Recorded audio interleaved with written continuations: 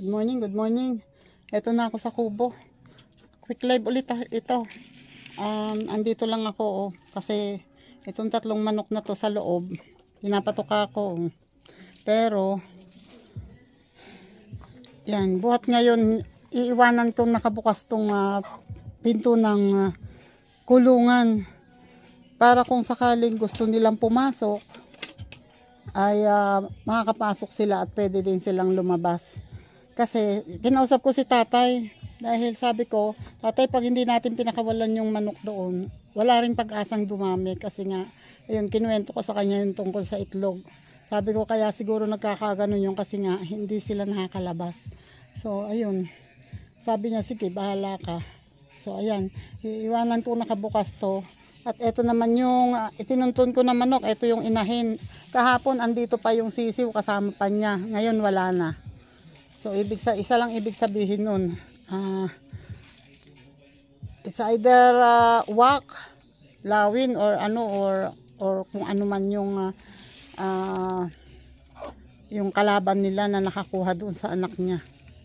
Nandito pa kahapon pinuntahan ko nakita ko hindi siya umuwi pero nakita ko nandoon sa parte doon. Hindi, ayaw lang niyang umuwi. Kahit tawagin ko ng tawagin, hindi siya marunong tawagin. So ayan, titingnan natin kung anong mangyayari. Kasi sabi ko, tatay, kung oo nga, makikip natin yung manok natin. Andyan, nakikita mo palagi. Wala rin naman pag-asang dumami. So para saan? Hindi mo rin naman makatay kasi mapapayat sila.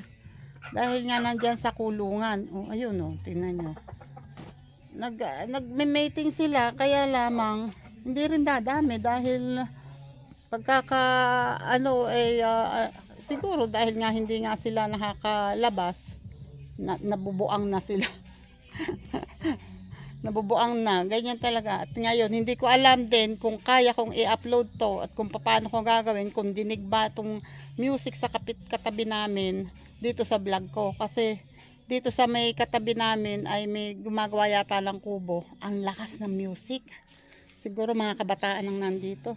Mga pamangkin noong kapitbahay namin dito. So ayan. Tapos ngayon naman yung dalawang tandang ang wala. Wait, tingnan nyo ang itsura. Ang itsura ng aming kubo pag hindi ko kasi taglagas ngayon. So ayan. Ayan yung tinabas ko kahapon. Ito may natabas ako dito maski papano. Ang problema, yung dalawang tandang wala akong kahit na tilaok nila o ano man, wala. So yun lumabas na. Lumabas na yung tandang at saka yung inahin. Yan. Nakalabas na sila. Tuwan-tuwa Yan, wish ko lang sana maging okay kayo at sana dumami kayo at huwag kayong mawala. Diba? Sana.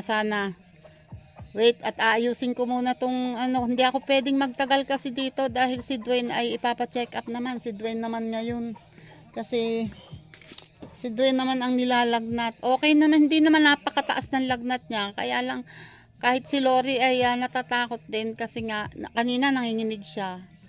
Sabi ko, pag naman mababa na ang lagnat, wag nang, kasi siya, pag naiinitan, punas siya ng punas ng towel. Punas ng towel na basa. Sabi ko, wag hayaan mo siyang pawisan. Wag kahakong ay makulit din talaga yung mag-inay. Ayun, ngayon. Pero natutulog ngayon pero nakapagpalista na sa clinic.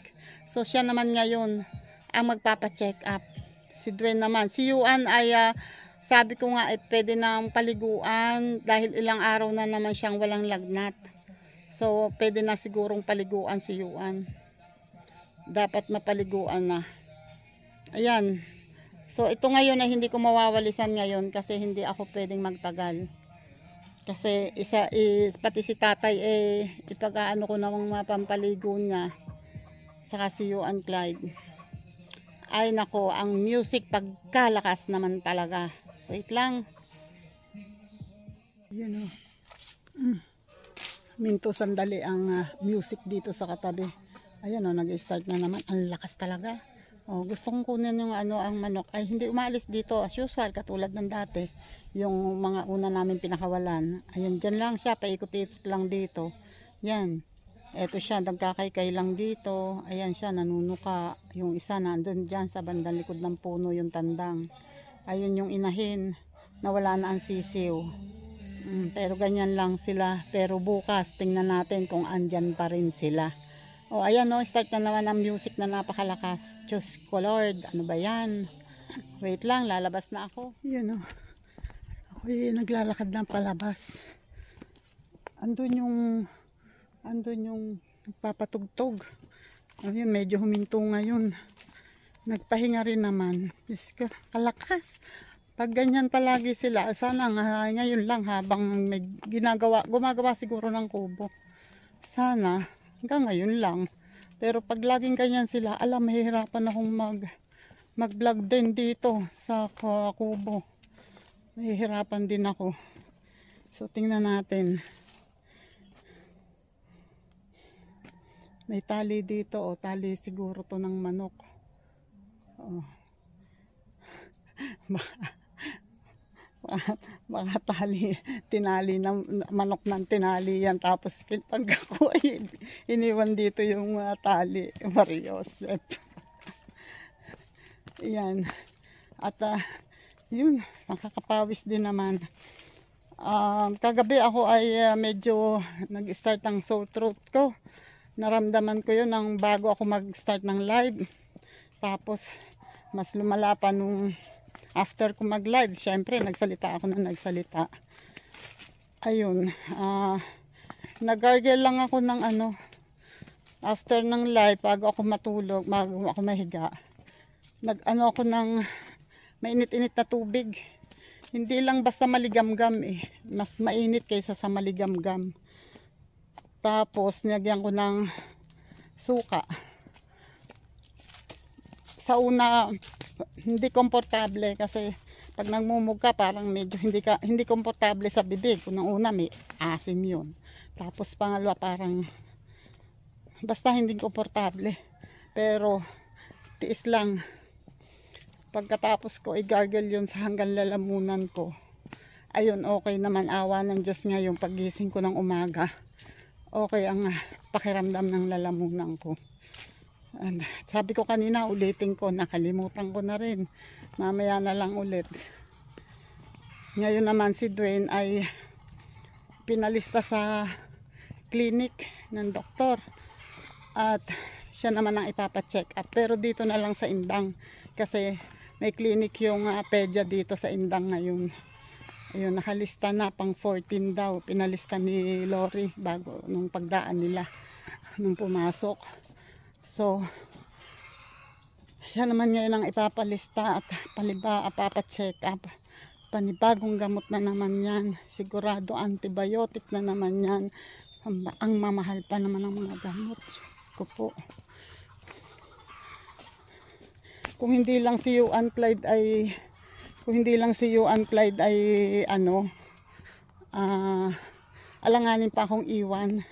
Sasamahan ko na sana si ate magpa-check up kay Dwayne. Kaso si Yuan Clyde hindi naman pwedeng isama sa doktor.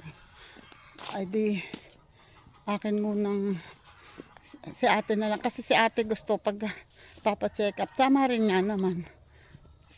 Si Henry ay pauuwiin at magpapasama. Kung sa akin yun, isasakay ko ng tricycle yun.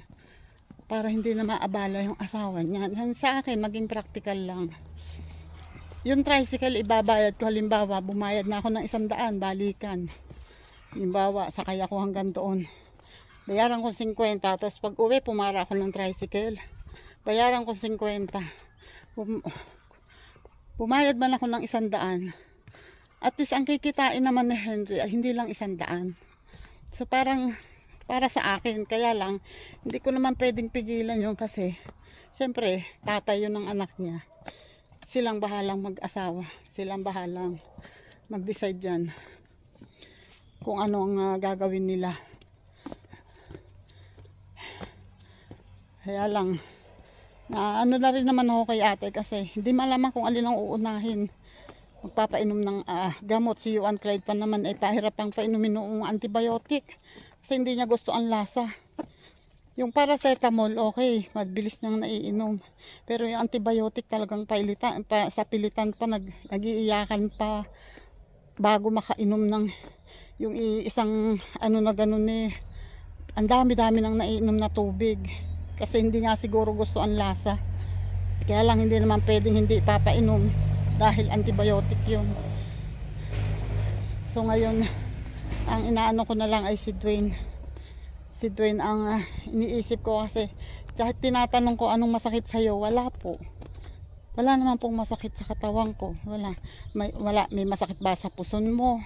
Wala po. Ay yung likod mo, hindi po. Wala siyang sinasabing masakit. So, ang hirap ng ganun. So malamang ay request na naman niya ng CBC. Request na naman niya ng ano. Kaya ako naman ay pag ganun, lagi akong may nilagang tawa-tawa. Kay dengue man siya o hindi, basta sabi ko hindi naman makakasama yun. Laga agad ako ng tawa-tawa. Kahit si tatay, pinainom ko ng nilagang tawa-tawa. Yan, nandito na ako sa labas. Yan ang isa sa pinakamahirap na parte bilang nanay at lola. Diyan ako bumabagsak sa ganyan pag ang may sakit ay ang pamilya. Kasi kung ako sarili ko lang intindihin ko. Hindi ko sila iintindihin. Ay mahirap kasi pag pamilya mo ang may sakit. Talagang ako'y para akong robot. Gumagalaw ako, kumikilos ako, tatawa ako pag may nakakatawa, pero hindi wala, para lang akong dahong tuyo kung saan liparin, ganun lang. Mahirap pagka pamilya mo ang may nararamdaman. Kaya ako'y pag kailangan na ganun gawa agad ako ng paraan. Gawa na agad ng paraan yan. Tingnan natin kung saan makakakuha para maipagamot agad. Kasi mahirap ipagbakasakali. Yan, naglalakad-lakad ako. Sa bagay doon sa amin doon ay malapit meron namang ano.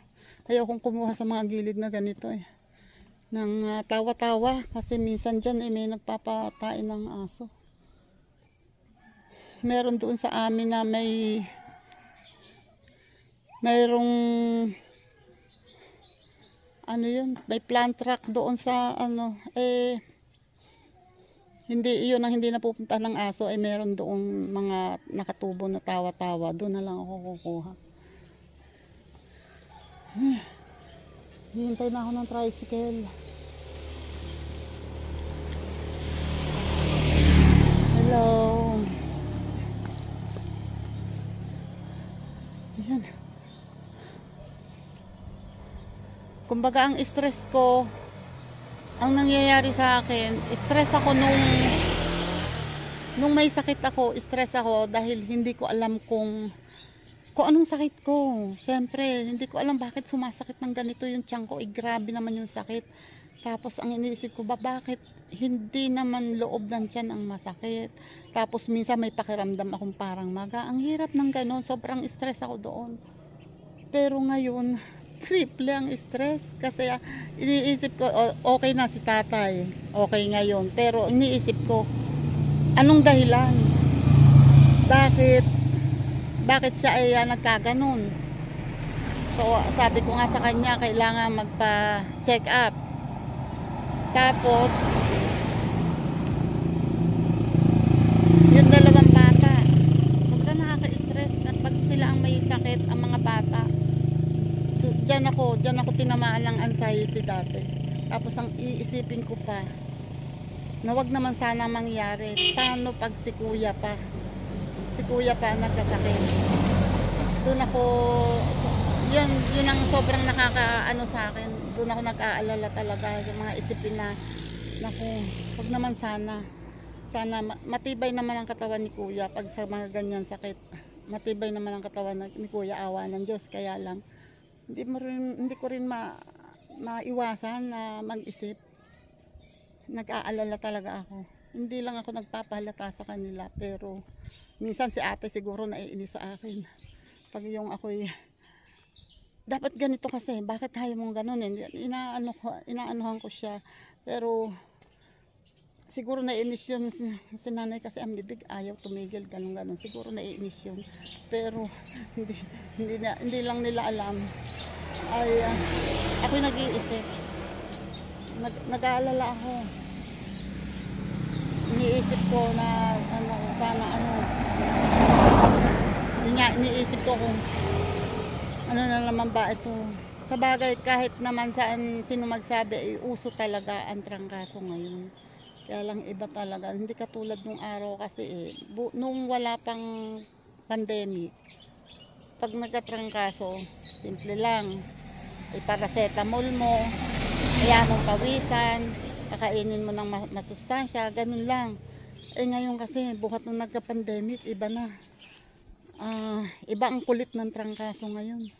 At saka, ayun nga, iba yung may kahalong kaba, may kahalong takot hanggang sa ngayon. Kahit nga si Lori, kanina papasok na, hindi siya makaalis. Tingnan mo, nanay, si Dwayne mabugla. Si Dwayne nga nanginginig. Hayaan mo siya, tumataas ang temperature niya, kaya ganyan. Hayaan mo siya. Kasi dapat, wag kang mag-alala, kaya na namin to. Lakad na, pumasok ka na. Kasi siya, may anxiety din si Lori. Kaya sabi ko, don't worry, kami nang bahala dito. Ayun. Ayan na ang tricycle. Sa bahay. Okay ka na, ate? Nag-merienda ka? Nakatapos na? Yan, naglalabas si ate. At, ano ba yung kakainin? Yung nilaga, sabi ko busin na ako magbibili. Okay na si Dwayne? Gising na? Tanggal na naman ang puno. Yan siya, wag lang mag-ano na ng towel at kung nababa na ang lagnat. Okay, maraming salamat sa inyong lahat. Ako ay andito na sa bahay. At tulad ng sabi ko, quick live lang ito. Gusto ko lang mag-update sa manok and dito sa bahay. Ayan yung magkapatid. Si Dwayne. Nakasando na naman sa si Yuan. Pag-aayos ko pa ng pampaligo yan. And si tatay. Ayan, thank you sa inyong lahat. Maraming salamat ulit. Bye-bye po. And shoutout po ulit yan, Sir George Toy TV. And sa iba pa, pasensya na kayo. Jesus. Ayan, hindi na ako makapag-shoutout sa marami ha. Salamat sa inyong lahat. Bye-bye po. God bless. Ingat po tayong lahat.